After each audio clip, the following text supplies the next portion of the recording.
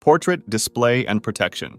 After Kim Il-sung's death in 1994, a law was passed requiring every household in the country to hang the portraits of the Kim family high up on the main wall of the home, which was often in the living room, centered and with no other decorations on that same wall. The portraits need to be kept clean and are regularly inspected by the authorities, with punishments for failure to do so, ranging from strong warnings to imprisonment or even a forced labor camp. The portraits are placed in a high place because they look down upon the rest of the household, and they must be protected in the event of emergencies over any other personal belongings, like in a fire or a flood. There were cases where parents were praised by the media for leaving their kids in house fires and floods in order to save the portraits instead. This weird law was probably taken from Stalin's and Mao Zedong's own portrait laws, even though North Korea has far more portraits than they did.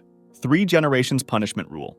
Also known as the association system, this rule isn't actually a formal law, but is instead an internal Workers' Party rule established when North Korea was founded in 1948. According to this rule, punishment for some of your crimes can be passed on to your next 3 generations. It was made as a deterrent to instill fear in anyone wanting to run away, since they will either have to bring their whole family, making travel and stealth nearly impossible, or doom the next 3 generations of their family to life in prison or a forced labor camp. There, they cannot question their imprisonment, or they risk execution.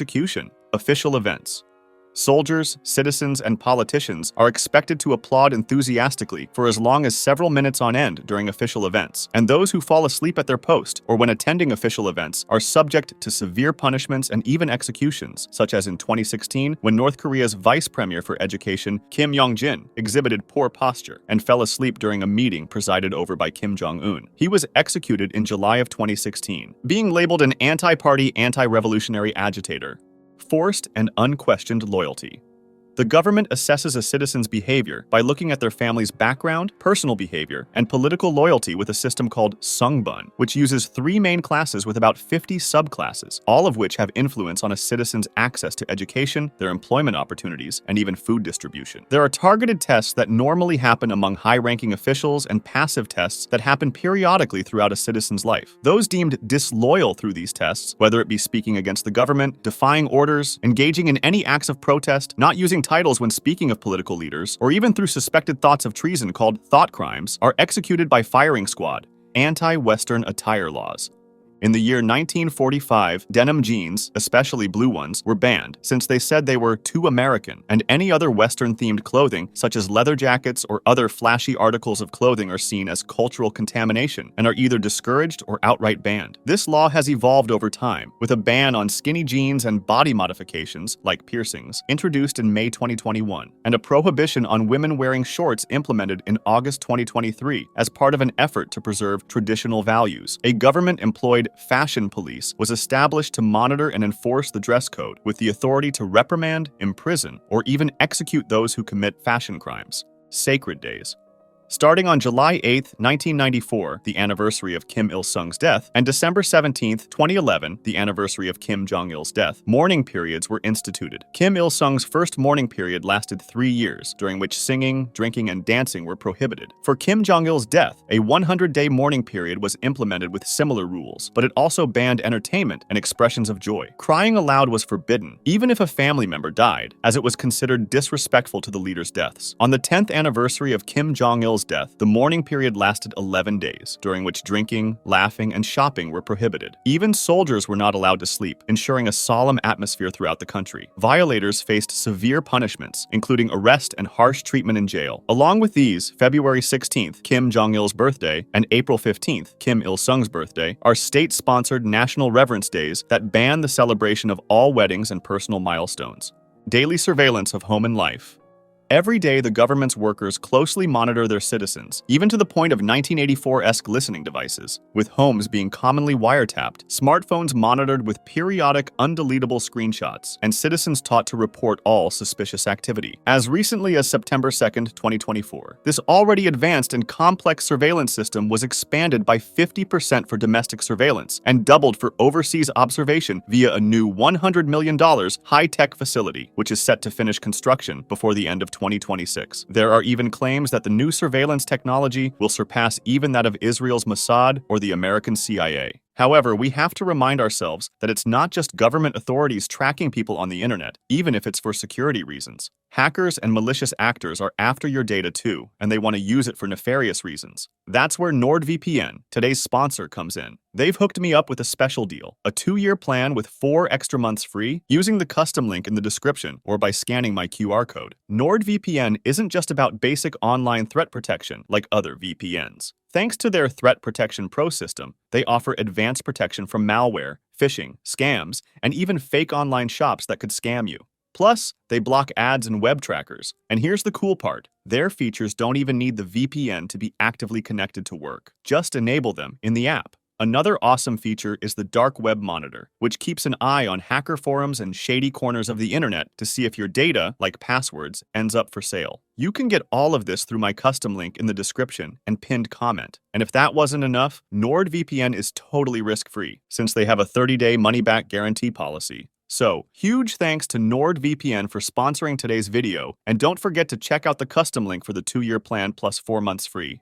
Bicycle ban.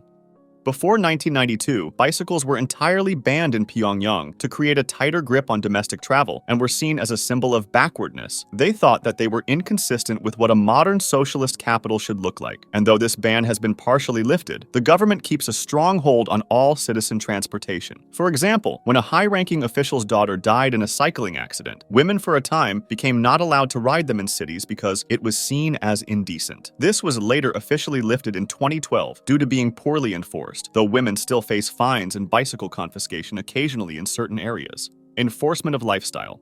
Citizens must adhere to a strict curfew in certain areas, especially around military zones, and they are usually used in order to show support and unity during mandatory events like birthday events for leaders. They do unpaid labor and community projects, or attend criticism meetings where citizens critique the ways that their own and their colleagues' behaviors are ideologically flawed. They also hold mass rallies, where they are expected to praise the party and its leaders. Housing and employment regulation. Each citizen's home location and job are chosen for them by the government without the opportunity of choosing via the songbun system previously mentioned. They can be demoted and even fired from their jobs if they are deemed disloyal, even if they were in the class of the most loyal and influential citizens who receive the privilege of living in Pyongyang. Even the citizens of Pyongyang need government permission to travel outside of their assigned areas, such as their hometown or city, as domestic travel is heavily restricted. This is partially done to ensure that those whom the government does not trust and are forced to relocate to more remote areas or are made to live in labor camps for re-education stay further away from the rest of society and don't come back. Government-approved hairstyles. The way you style your hair is very regulated, with both men and women only getting to select from 28 allowed hairstyles. These 28 hairstyles are the only hairstyles given as options in salons and barbershops, creating an environment of conformity. Anyone can report haircuts that fall outside the approved 10 styles for men and 18 styles for women. Married women are encouraged to keep their hair short, while single women are encouraged to wear it long. Regarding men, their hair is meant to be kept neat and short. Triplet Policy. In order to ensure population growth, the government wrote into law incentives and controls for the upbringing of triplets, going so far as taking custody of all triplets in order to ensure loyalty to the party's ideology. Although this has more recently been less common, they used to do so because triplets are depicted as a symbol of national prosperity and growth, with parents who have triplets being seen as more loyal to the regime. They receive benefits like free housing, food, medicine, and even household goods. Pet restriction.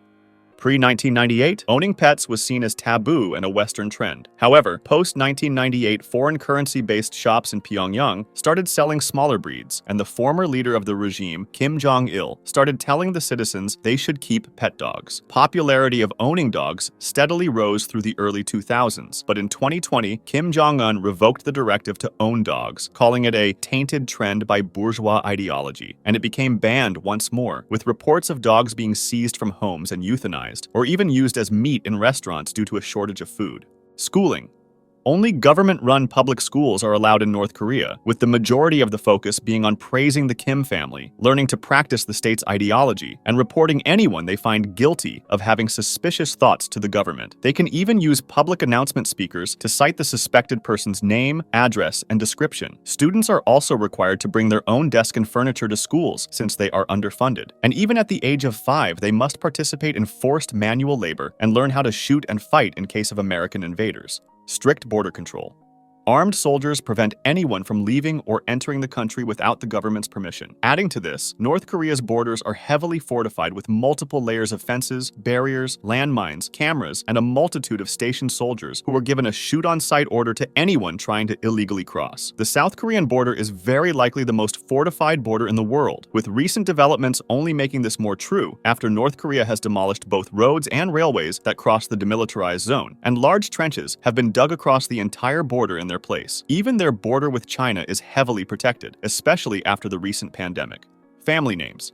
No citizen is allowed to share a name with any member of the Kim family, with the belief that their names are reserved for people who have the highest dignity. The most recent report of this law being enforced on a large scale was February 2023, when authorities began to require all citizens named Ju-ai to change their name, as the current leader Kim Jong-un had given this name to his daughter. Cultural interests.